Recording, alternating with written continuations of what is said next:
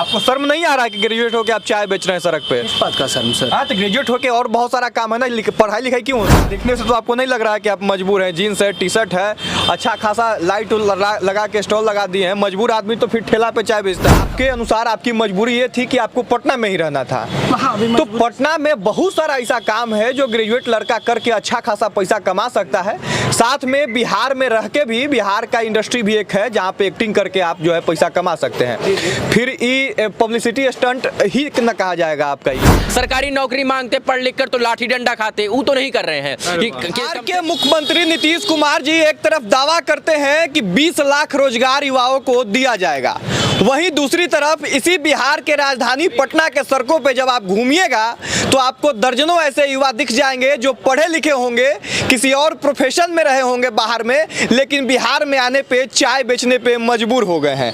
अभी boring road से निकल रहे थे, एक स्टॉल दिखा एक्टर चाय वाले का। इससे पहले आप लोगों ने चर्चा सुना होगा ग्रेजुएट चाय वाली का, IIT चाय वाले का, MBA चाय वाले का और पता नहीं क्या क्या चाय वाले का। हमको लगा कि इनसे कुछ सवाल जवाब होना चाहिए कि लोग शौक से फेमस होने के लिए चाय का दुकान खोला है या फिर कोई मजबूरी रही होगी, जानना जरूरी है। भाई आप थोड़ा बहुत इधर आ जाइए, व्यस्त हैं लेकिन। नाम क्या हुआ आपका? विकास आर्यन सर। तो ये फेमस होने के लिए एक्टर चाय वाला कर लिया आप? फेमस होने के लिए तो नहीं किया सर। हाँ? कोई भी इंसान मजबूरी में ही करता है। क्या मजबूरी रहा होगा? देखने से तो आपको नहीं लग रहा है कि आप मजबूर हैं। जीन्स है, टी शर्ट है, अच्छा खासा लाइट लगा के स्टॉल लगा दिए हैं। मजबूर आदमी तो फिर ठेला पे चाय बेचता। कपड़ा पहनना भी गुनाह तो नहीं है ना सर? हाँ। मेन क्या है, बेसिकली मैं एक्टर ही हूँ। मैंने बहुत सारा, मैं बेसिकली थिएटर आर्टिस्ट रहा हूँ। कालिदास रंगाले से मैं पास आउट हूँ। आफ्टर डेट मैं दिल्ली चला गया। दिल्ली में मैंने रॉबिन दास मेरे गुरु रहे हैं, दिनेश खन्ना जी रहे हैं जो कि इरफान खान को पढ़ाए, नवाज भाई को भी पढ़ाए, मुकेश तिवारी को पढ़ाए, राजपाल यादव को पढ़ाए। उसके बाद फिर मैं एक ड्रामा स्कूल है हिमाचल प्रदेश में, मैं वहाँ से पास आउट, मंडी ड्रामा स्कूल है। आफ्टर डेट फिर बॉम्बे शिफ्ट हो गया। FTI का भी फॉर्म भरा था, FTI मेरा PT हुआ था मेंस में। बातचीत से लग रहा है कि पढ़े लिखे हैं। कितना पढ़े लिखे हैं? मैं सर ग्रेजुएट हूँ। हाँ, ग्रेजुएट है जी।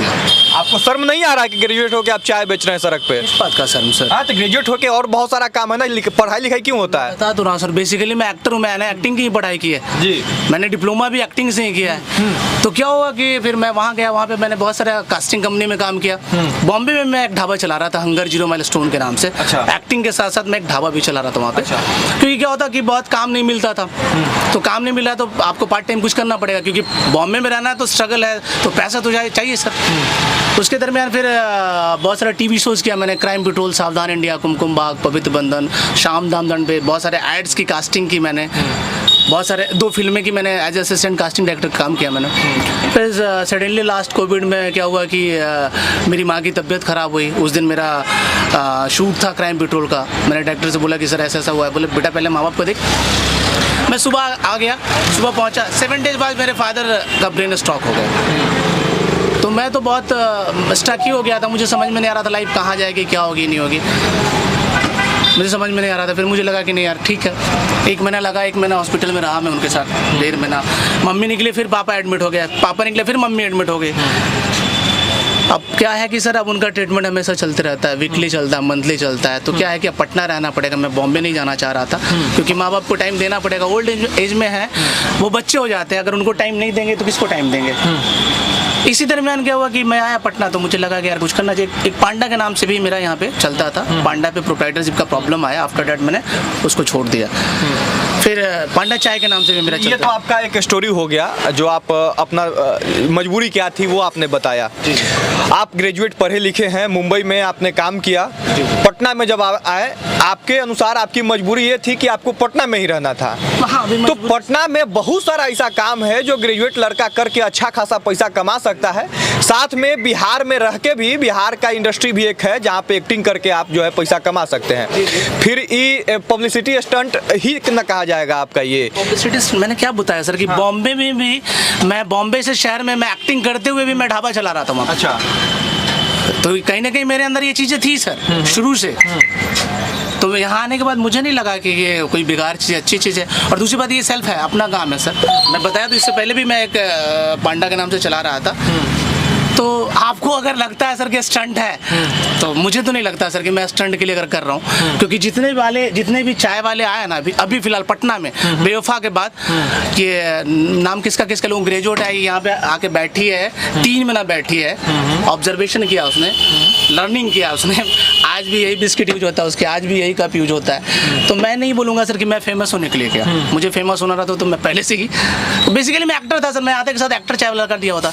पांडा लगाया, पांडा पे प्रोप्राइटरशिप का प्रॉब्लम आया, देन मैं आफ्टर दैट मैंने एक्टर चाय वाला किया। अच्छा, इससे पहले आपका पांडा आप ही का था, लेकिन पांडा उसके बाद चाय, जी पांडा चाय। कहीं ऐसा तो नहीं ना है कि पांडा आपका नहीं चला था, आप एक्टर करके कर दिया कि इसमें फेमस जल्दी हो जाएंगे, पांडा में फेमस नहीं होंगे? तो सर इतना चल रहा था ना, माउथ पब्लिसिटी, बहुत सारे कस्टमर है, दूर दूर से आते थे खाने के लिए भी और चाय पीने के लिए।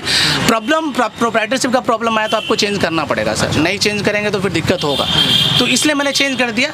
मैं एक्टर चाय वाला ये फरवरी में ही लगा रहा था, बट बहुत लोग आ गए थे लाइन में, फिर मुझे लगा लोग बोलेंगे यार तुम भी ये कर रहे हो फेमस होने के लिए, इसलिए मैं होल्ड कर दिया सर। फिर लगा यार बेटा लेट से आएंगे, थोड़ा सही से आएंगे हम। अच्छा, आगे अब क्या करना है? एक तो स्टॉल आपने लगा दिया, आपने जिसका नाम लिया वो तो अलग अलग अब जो है स्टॉल उनका लग रहा है, वो काफ़ी फेमस हो रही हैं, आपका भी वही प्लान है कि एक वो लगा दिए हैं, थोड़ा बहुत मीडिया उडिया आ जाएगा, उसके बाद फिर दूसरा? ऑलरेडी 3 स्टॉल चल रहा था, मैं पता है पांडा के नाम से 2 स्टॉल चल रहा था, ये तीसरा स्टॉल था मेरा, ठीक है ना। वो अभी ये स्टॉल वेस्ट है जा रहा है, क्योंकि निगम का प्रॉब्लम तो चल ही रहा है, तो कहीं ना कहीं लगाऊंगा सर, मैं दूसरा लगाऊंगा, तीसरा लगाऊंगा, क्योंकि मेरा प्लान ही था कि इसको सही से ले जाना। हो सकता है रोड पे नहीं लगा पाऊँ निगम को प्रॉब्लम से, फिर मैं शॉप लूंगा छोटा सा, क्योंकि करना तो है, कुछ ना कुछ बिजनेस तो करना ही पड़ेगा सर। बिल्कुल बिल्कुल। तो ये है एक्टर चाय वाले, बोरिंग रोड में है।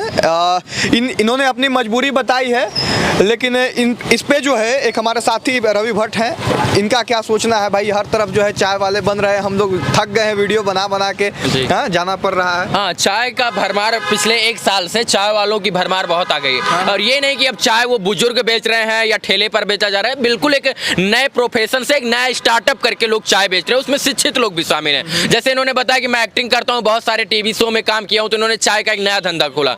मैंने IITN चाय देखा जो आरा में, और आज उन्होंने लगभग 15 से 20 ब्रांचें पूरे देश में खोल दी है। आरा से उनकी शुरुआत हुई थी, तो ये बहुत बड़ी चीज है कि चाय बेचकर देश के जो है GDP में कंट्रीब्यूट कर रहे हैं, ये बहुत बड़ी चीज है। कम से कम अलग तो नहीं कर रहे हैं, सरकारी की नौकरी तो नहीं मांग रहे हैं, सरकारी नौकरी मांगते पढ़ लिख कर तो लाठी डंडा खाते, वो तो नहीं कर रहे हैं कि कम से कम किसी बहुत मार्केबल बात बोल रहे हैं कि सरकारी नौकरी मांगते तो लाठी डंडा खाते। बिल्कुल सही, ये जाहिर सी बात है। सीटेट की बात कर लीजिए, जो है अभी BPSC की बात कर लीजिए, RRB NTPC की बात कर लीजिए, ये तमाम लोग आज बीटेक वालों की बात कर लीजिए, ये लोग पढ़ लिख कर सब लोग मारी तो खा रहे हैं। और कौन मार रहा है? वो लोग मार रहे हैं जो सच में पढ़े लिखे हैं, यानी पढ़े लिखे लोग पढ़े लिखों को मार रहे हैं। तो सोचिए जब अनपढ़ लोग जो है, कम पढ़े लिखे लोग रोड पर सड़क पर नौकरी मांगने के लिए आ जाएंगे, तो पढ़े लिखे लोग कितना प्रताड़ित करेंगे, इस बात का अनुमान आप नहीं लगा सकते। तो यानी आपका बात सुनकर ऐसा ना हो कि जो पढ़े लिखे लोग हैं वो सब अब नौकरी नहीं चाय का दुकानें जो है। मोदी जी भी तो कहते हैं कि स्टार्टअप कीजिए, पकौड़ा बेचिए, उसी के काम पर अग्रसर हैं। ये वो मोदी जी के राह पर चल रहे हैं। ये प्रधानमंत्री तो नहीं बनेंगे, लेकिन हाँ देश के GDP में कुछ कंट्रीब्यूट करके, इनकम टैक्स ITR फाइल करके देश की GDP में कुछ ना कुछ अहम योगदान दे सकते हैं।